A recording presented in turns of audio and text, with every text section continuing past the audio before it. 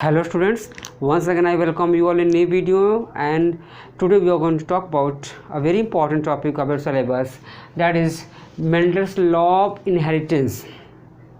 Okay students, and this is also called law of inheritance. ठीक बच्चों, तो inheritance के तो बहुत से लॉ हैं, ठीक है, लेकिन मतलब जो है इन्हीं के मतलब कि जो मेन है लॉ यही है बच्चों, ठीक है। तो लॉ ऑफ इनहेरिटेंस भी बोल सकते हैं, and you are can also call principle of inheritance, principles of inheritance. मतलब जो भी बच्चों कैरेक्टर जाते हैं पेरेंट्स टू ऑफ स्प्रिंग में या पेरेंट्स टू डॉटर में या सन में, ठीक है, या कहते हैं ना प्लांट की वन जनरेशन से अगले जनरेशन में जाती है, जो कुछ रूल फॉलो होता है वो किसका होता है, मेंडल्स लॉ ऑफ इनहेरिटेंस, ठीक है। कुछ एक्सेप्शंस भी हैं, लेकिन जो मेन होता है बच्चों यही होता है, ठीक ना। तो इसके पहले हम लोग देखिए, इसके 3 लॉ थे, इसके 3 मेंडल साहब ने 3 लॉ दिए थे। तो पहला लॉ क्या था, लॉ ऑफ डोमिनेंस, सेकेंड क्या था, law of segregation, third was law of independent assortment, law of independence assortment.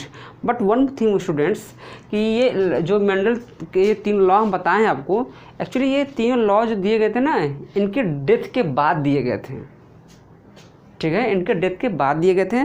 That means कि 80, आप जानते हैं कि मेंडल साहब जो है 1822 में बॉर्न हुए थे और 84 में इनकी डेथ हो गई थी, ठीक है। लेकिन बच्चों ये जो लॉ आया था, जो ये लॉ दिए गए थे मेंडल्स के लॉ, ये 1901 में दिए गए थे, 1901 में दिए गए थे। तो या कह सकते हैं कि 1900 में कहीं कहीं मिलते, कुछ ये भी सही है, लेकिन जो मोस्ट अप्रोप्रिएट है 1901 सही है। ऐसा क्यों, फिर सुन लीजिए, देखिए कंफ्यूज मत होइए। ये 1884 में मेंडल साहब की डेथ हो गई।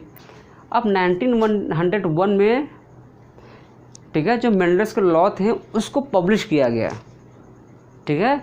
तो ऐसा कहाँ कि कोई जो है डेड पर्सन करा ले, तो इसके पीछे जो भी कॉन्सेप्ट हैं, जो भी चीज़ें हैं, उसको एक लाइन में बता दिया गया है, that is called rediscovery of Mendel's law, ठीक है। एक्चुअली मेंडल्स साहब ने 1856 से 63 बच्चों तक ये क्या किया, रिसर्च किया, और मोर देन 10,000 सीड्स को क्या किया बच्चों, किया इकट्ठा किया। इकट्ठा करने के बाद क्या किया कि 66 में जो अपने सिटी का जो मैगजीन था या अपने स्टेट का कह सकते हैं, वहाँ पर बच्चों एक अपने वर्क को क्या कराया, पब्लिश कराया। क्या कराया बच्चों, पब्लिश कराया, ठीक है, पब्लिश कराया। और पब्लिश कराने के बाद बच्चों क्या हुई, इनकी फिर डेथ हो गई, ठीक है, इनकी फिर ये डेथ हो गई 1884 में। लेकिन जो भी पब्लिश कराए थे तो उस वक्त इनके काम को ज़्यादा लोगों ने इम्पोर्टेंस नहीं दिया। लोगों ने कहा अरे ये क्या फालतू बात करते हैं आप, ठीक है, ऐसा हो ही नहीं सकता कि कोई रूल को फॉलो करे।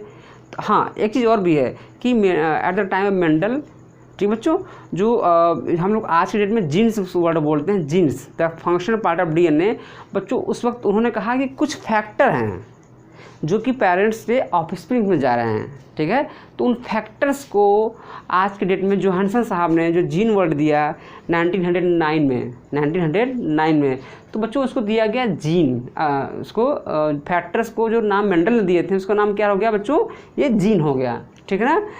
और एक चीज़ आप ये समझिए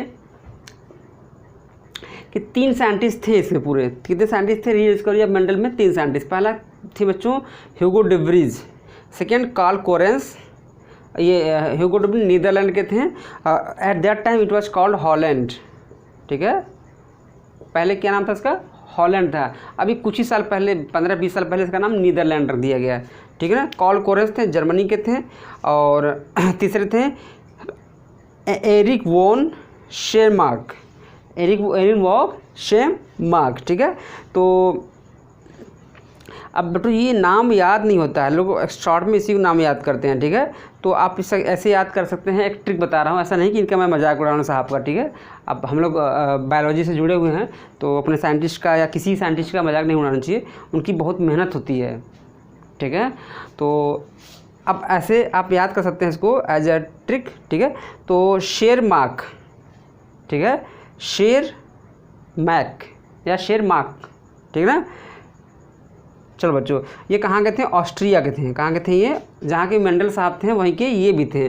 तो क्या हुआ कि जो तीनों लोगों ने इनके वर्क को धीरे धीरे क्या किया बच्चों? धीरे धीरे बताना लोगों को शुरू किया। क्यों?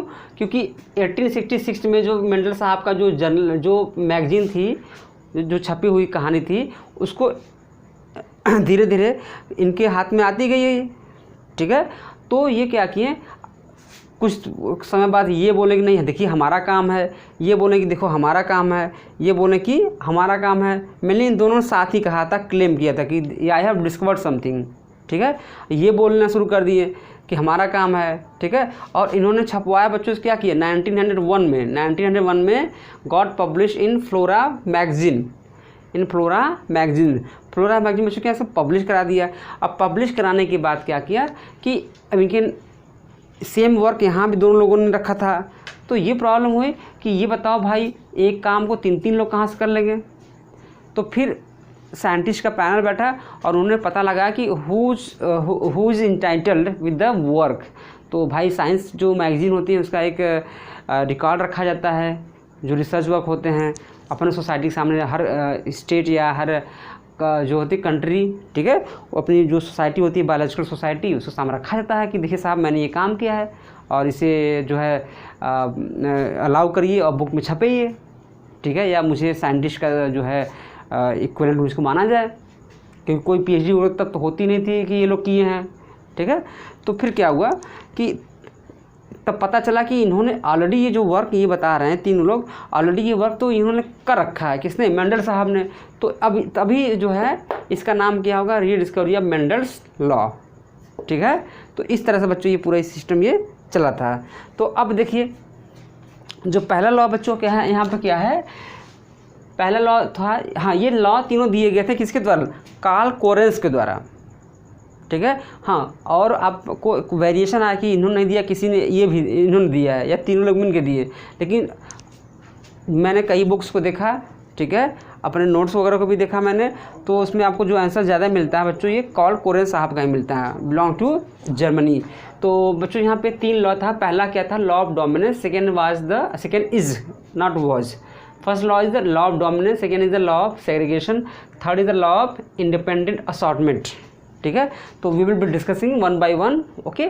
और लॉ ऑफ डोमिनेंस देखो बच्चों ये 10th क्लास में है, ये क्लास 10th, ठीक है, में ये तीनों लॉ होते हैं और इनका बस मेन जो फॉर्मेट होता है उन्हीं को पढ़ा जाता है, ठीक है। और चूँकि 10th और 12th का बच्चों वीडियो 7 चूँकि टॉपिक चैप्टर 7 चल रहा है ऑनलाइन क्लासेज में, तो इसलिए मैं एक ही वीडियो से मैं, हाँ, जहाँ डिफरेंस समझ में आएगा मैं अलग कर दूँगा। First law, second law, third law तो मैं एक ही कॉमन वीडियोस पढ़ाऊँगा, ठीक है ना। तो 12th क्लास के बच्चे ध्यान देंगे कि जैसे लॉ ऑफ डोमिनेंस है ना बच्चों, इसका एक्सेप्शन आता है, ठीक है। ऐसा नहीं कि देखो लॉ ऑफ डोमिनेंस बनाया है बच्चों ने यहाँ पे, तो ऐसा नहीं कि इसका एक्सेप्शन नहीं है, ठीक है। क्लास 10th के बच्चे टेंशन ना लीजिए, ठीक। आपके एग्जाम में नहीं आएगा एक्सेप्शन क्या क्या आएगा, ये 12th क्लास में आता है। एक्सेप्शन क्या होता है? इनकम्प्लीट डोमिनेंस आता है बच्चों। सेकेंड क्या आता है? को डोमिनेंस।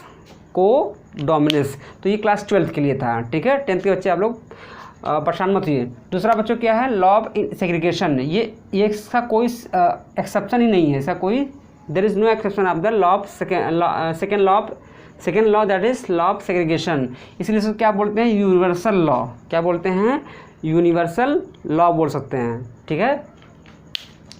एक चीज़ बच्चों और भी है, तीसरा जो है, हाँ एक चीज़ क्या है, कुछ लोग बच्चों ये जो है ना, ये देखो इनकम्प्लीट वाले को इससे जोड़ सकते हैं, इनकम्प्लीट वाले को इससे थोड़ा बहुत जोड़ सकते हैं, ठीक है, लेकिन वो ज़्यादा सही इसी का होता है, फर्स्ट लॉ का। तीसरा बच्चों क्या है? Law of independent assortment. इसका भी एक्सेप्शन है, दैट इज़ द लिंकेज। तो चलिए उसके बारे में हम बताएंगे आपको अभी आने वाले वीडियोज़ में, क्लास 12 के लिए अलग से वीडियो बनाऊंगा उसका, ठीक है। तो first law that is law of dominance, law of dominance. तो आप ये देखिए कि डोमिनेंस बना किसे, dominance is the noun and dominant is the adjective, dominant is the adjective. तो एडजेक्टिव और ये आपका क्या हो गया, नाउन, एडजेक्टिव और नाउन में डोमिनेंट, डोमिनेंट क्या हो गया, ये आपका एडजेक्टिव हो गया, और डोमिनेंस क्या हो गया बच्चों, नाउन। तो there must be a similarity. तो क्या सिमिलरिटी है, ठीक है, अभी हम लोग उसके बारे में बात करने चल रहे हैं। तो पहला लॉ जो होता है, पहले नरेशन पढ़ लेते हैं। उसका रूल क्या है, लिखा बच्चों, when a monohybrid cross, I have already told you all in the previous video what is the monohybrid cross. क्या होता है, व्हेन सिंगल या we can say when one pair of trait is taken for the cross, ठीक है। तो जैसे when a monohybrid cross is conducted between two pea plants, between two pea plants tall and dwarf, कौन से, देखो मैं बता चुका हूँ बच्चों आपको कि जो दो पी प्लांट लिए गए, एक क्या लिया गया बच्चों, टॉल, एक क्या लिया गया, डॉर्फ। ये टॉल एक ट्रेट है, ये डॉर्फ क्या है, ट्रेट है, ठीक है। और इस दोनों के लिए कैरेक्टर क्या आएगा, स्टेम हाइट, क्या आएगा, स्टेम हाइट। देखिए स्टेम हाइट बच्चों क्या है, ये क्या है, कैरेक्टर, और इसके दो ट्रेट होते हैं, एक होता है टॉल, एक क्या होता है बच्चों, डार्फ होता है। तो टॉल और डार्फ देखो ये है ना, ये तो दोनों में देखा जाए, एक टॉल हो गया, डार्फ हो गया, ये दोनों ट्रेट हैं, टॉल डार्फ ट्रेट है।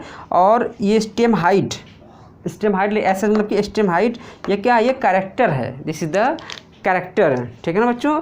तो इसी को आप देखिए यहाँ पे कि when a monohybrid cross is conducted between two pea plants tall and dwarf, बच्चों ये वन पेयर ऑफ ट्रेट लिया गया, कॉन्ट्रास्टिंग कैरेक्टर, दो प्लांट, ठीक है, and only one trait appears in first filial generation. अभी बताऊंगा आपको, first filial generation that is F1 and another one is in, हम कह सकते हैं another one is in hidden state, is in hidden state, okay. So the trait which appears in F1 generation is called dominant, जो F1 generation दिख जाएगा क्या बोलेंगे, dominant, and this is called law of dominance, law of dominance, and hidden character is called recessive character, ठीक है। dominant character या कह सकते हैं उसको recessive बोल सकते हैं। अब एक लाइन में सुनिए, देखिए अगर मान लीजिए एक पी प्लांट ये है, टॉल है, ये क्या है, टॉल है, ठीक है। आप ऐसे समझिए, देखिए बच्चों देखो ये टॉल प्लांट है, ये क्या है, डॉर्फ प्लांट है। अगर दोनों में क्रॉस करा दिया जाए, अब आप कहोगे सर कैसे क्रॉस करा देंगे, जस्ट रिकॉल योर सेल्फ, बताया था ना आर्टिफिशियल हाइब्रिडाइजेशन, पी प्लांट्स की बात कर रहा हूँ, उसमें बताया था ना इमेस्कुलेशन क्या होता है, बैगिंग क्या होती है, टैगिंग क्या होती है।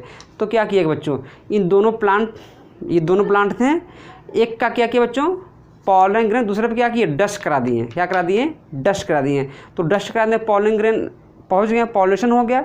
और इसके अंदर ये फीमेल प्लांट है मान लीजिए, तो इसके अंदर क्या बनेंगे, सीड बनेंगे, नहीं बनेंगे भाई। आप क्रॉप में देखो, क्रॉप में क्या अपने आप फर्टिलाइजेशन होता है, पॉलिनेशन होता है, अपने आप फर्टिलाइजेशन होता है, और आपको पी के जो है पॉड मिलते हैं, ठीक है। अब पॉड के अंदर सीड होते हैं, ठीक है। तो सीड को हम लोग घरों में स्टोर कर लेते हैं या स्टोर हाउस में स्टोर कर लेते हैं, और क्या करते हैं, जैसे ही फेवरेबल कंडीशन आती है इंडिया में, अक्टूबर नवंबर दिसंबर आती है, हम लोग फिर से सोइंग करते हैं उसी पी प्लांट के सीड से, ठीक है, जो पिछली जनरेशन में मिला था।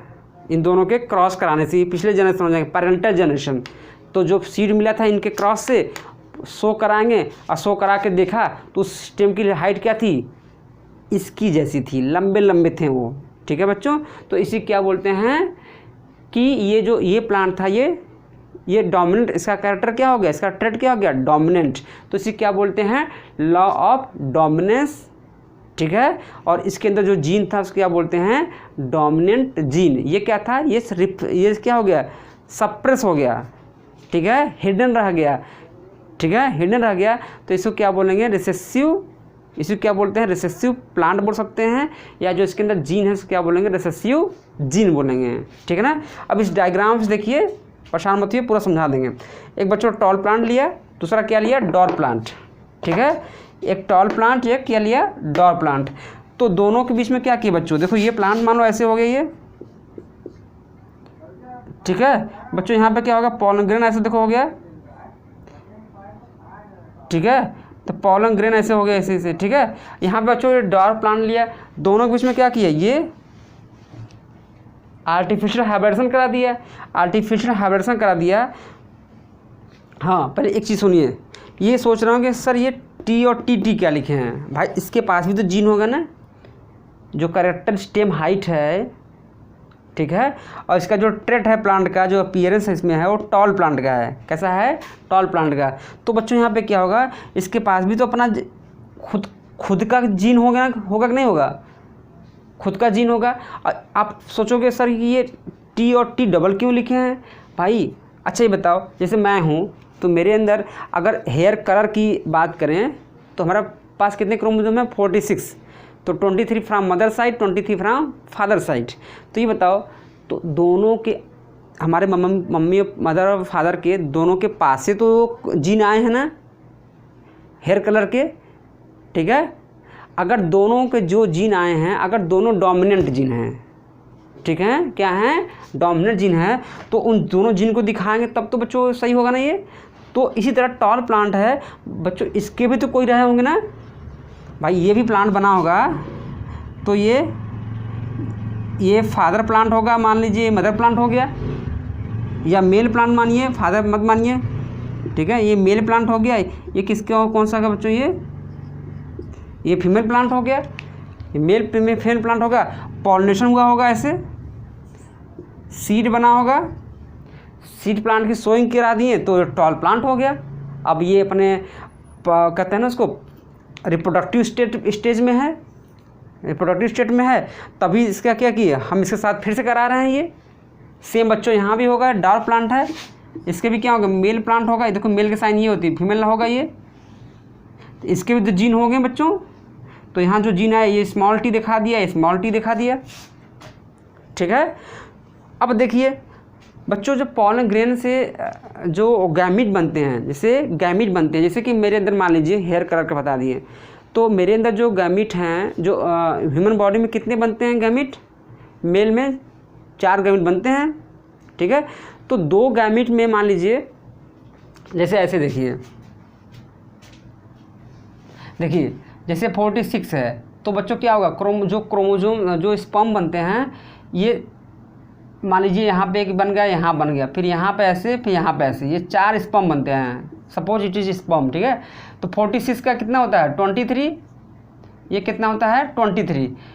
फिर यहाँ पर देखो, फिर 23 और ये 23 ऐसे देखो ये, ठीक है। तो ये जो 23 आया है, अगर मान लीजिए इसमें मेल की बॉडी में कितने क्रोमोसोम होते हैं, 46, तो 44 क्या होते हैं, ऑटोसोम, क्या होते हैं, ऑटोसोम, और 2 क्या होते हैं, सेक्स क्रोमोसोम। तो मान लीजिए यहाँ पे कितने होंगे, 44 + XY। तो जानते हैं ये 22 अभी पढ़ाएंगे, सेक्स डिटर्मिनेशन ह्यूमन बींग्स। तो यहाँ पे क्या होगा, 22 यहाँ पे होता है प्लस X, मान लीजिए X इसमें आ गया, सेल का डिवीजन, ठीक है। यहाँ पे क्या हो गया, 22 + Y। तो देखो यहाँ पे X, यहाँ भी देखो, अब इतने पे देखिए, आप इतने पे देखिए, क्योंकि आपको ज़्यादा समझाएंगे समझ नहीं पाएंगे फिर, ठीक है बच्चों। तो देखो यहाँ पे X 22 + X आ गया, 22 + Y आ गया, तो X हो गया और ये क्या हो गया, Y हो गया, ठीक है। तो ये बताओ, इसी तरह से जब XY साथ थे, XY क्या थे, साथ थे मेरे बॉडी में, लेकिन जब मेरे गैमेट्स बॉडी में बने, स्पर्म बनते गए, तो दो टाइप के स्पर्म बने। एक स्पर्म में X क्रोमोसोम था, एक में क्या था, Y था। तो इसी तरह बच्चों यहाँ भी होता है, ठीक है। 2 तरह के पॉलन ग्रेन बनेंगे, कितने तरह के बनेंगे, 2 तरह के बनेंगे। एक में क्या होगा, लेकिन यहाँ पे बच्चों दोनों कैपिटल TTT हैं, यानी डोमिनेंट जीन है, तो दोनों गैमीट बनेंगे, या दोनों पॉलन ग्रेन तो गैमीट है। देखो एक चीज़ और, पॉलन ग्रेन के अंदर गैमीट बनते हैं, ठीक है। पॉलन ग्रेन के अंदर क्या बनेंगे, गैमीट बनेंगे, ये मानिए, ठीक है। क्योंकि मैं चाह रहा था कि ऐसे बढ़ाऊँ लेकिन आपको कन्फ्यूजन हो जाएगी। तो बच्चों क्या करते हैं, पॉलन ग्रेन, देखो ये पॉलन ग्रेन हो गया ना, पॉलन के अंदर देखो ये गैमीट होते हैं। अगर दोनों टी और टी हैं तो गैमीट का टाइप क्या होगा, सिंगल होगा ना। गैमीट का टाइप क्या होगा, सिंगल होगा। तो बच्चों ये होगा, ठीक है। यहाँ भी सेम वही प्रोसेस, यहाँ भी क्या होगा, सिंगल होगा। तो देखो पेरेंटल जनरेशन, ये देखो ये डॉर्फ और टॉल प्लांट, ये पेरेंटल जनरेशन हो गया, ठीक बच्चों। ये गैमिट्स वाला हो गया, ये क्या हो गया, गैमिट्स वाले। तो गैमिट सिंगल टाइप के बनेगा, तो सिंगल गैमिट को हमेशा सर्किल में दिखाते हैं, ठीक है बच्चों। तो हमेशा सर्किल में दिखाएंगे, ये टी हो गया, ये टी हो गया। अब यहाँ से पॉलन ग्रेन चला बच्चों, ऐसे उड़ती है, ठीक है। अब इसको कर दिया फर्टिलाइज, तो जायगोट बनेगा, जायगोट बनेगा। जायगोट से फिर क्या बनेगा, एम्ब्रियो बनेगा, और एम्ब्रियो पड़ा रहेगा सीड के अंदर। और सीड जैसे ही फेवरेबल कंडीशन है, अब फॉर्म ने क्या कर दी, सोइंग कर दी, सोइंग कर दी। जो प्लांट आया निकल के, जो प्लांट निकल के आया बच्चों, क्या हो गया, उसको फिर ग्रो कराया गया, सॉरी जो प्लांट आया देखा गया, उसकी हाइट बहुत अच्छी थी, तो क्या हुआ, टॉल प्लांट। क्या हो गया, टॉल प्लांट। तो सारे के सारे बच्चों क्या हो गए, ऑल टॉल प्लांट्स। अब ऐसा नहीं कि बस एक ही करा गया, हज़ारों सीड, मेंडल साहब ने 10,000 से भी ज़्यादा सीड इकट्ठा की, हर बार उसे ग्रो कराते थे। बेचारे 7 साल तक यही तीन जो है लॉ खोजे थे। और एक चीज़ और भी है, ये जो बता रहा हूँ ये, ठीक है, जो जीन वगैरह का नाम ले रहा हूँ बच्चों, इन्होंने एक नाम दिया था क्या, फैक्टर। क्या नाम दिया था, कहा कुछ तो है, जैसे दया बोलते हैं ना उसमें जो आता है, क्या बोलते हैं उसको, CID आता है, बोलते हैं कुछ तो गड़बड़ है, कुछ तो गड़बड़ है, ठीक है, ऐसे हाथ करते हैं ना वो, ACP प्रदुम्न। तो यहाँ ये भी मेंडल साहब बोले कुछ तो गड़बड़ है, कुछ तो है, कि जो क्या हो रही, यहाँ से जनरेशन से यहाँ पे आ रही है, ठीक है। और उसका नाम क्या रखा, फैक्टर। क्या नाम रखा, फैक्टर। वो तो बाद में जोहानसन साहब ने 1909 में कहा, मेंडल साहब जो आप फैक्टर बोल रहे थे, ये तो जीन है, इनको मैं नाम देता हूँ क्या, जीन है, ठीक है। तो चलो बच्चों, ठीक है। इस तरह से फिर देखो, ये पहली जनरेशन के बारे ना, ये पेरेंटल जनरेशन हो गए, ठीक है। अगर जैसे मैं हूँ, ठीक है, या कोई व्यक्ति मान लीजिए, ठीक है, अगर हस्बैंड वाइफ हैं और उनसे जो बच्चे होते हैं, ठीक है, या हम लोग जैसे मान लीजिए हम ही लोग हैं, तो हम लोग अपने माँ बाप के बच्चे हैं, तो हमारे माँ बाप हमारे लिए क्या बच्चों, वो हमारे लिए पेरेंटल जनरेशन है। कौन से हैं, पेरेंटल जनरेशन है, ठीक है। इसको हिंदी में बोलते हैं पैतृक पीढ़ी। पैतृक संपत्ति जानते ही होंगे, तो पैतृक होंगे, हम लोग उनके पहली जनरेशन हैं, ठीक है। हम लोग फिर अगर अब फादर बनते हैं तो जो हमारे बच्चे होंगे, ठीक है, वो हमारे माँ बाप के लिए के हिसाब से क्या होंगे, सेकंड जनरेशन होंगे। अब मैं क्या हूँ, पहली जनरेशन क्या हूँ। और फिर हमारे बच्चे हमारे लिए क्या होंगे, वो पहली जनरेशन होंगे, और उनके लिए हम लोग क्या होंगे, पेरेंटल जनरेशन, ठीक है बच्चों। तो इस तरह से ऑल टॉल प्लांट हो गया। और चलिए ठीक है, आई होप कि आपको बच्चे समझ में आ गया होगा। अगर कोई डाउट है, ठीक है, तो आपको हम बता देंगे, ठीक है। So thanks for watching this video and bye bye, take care.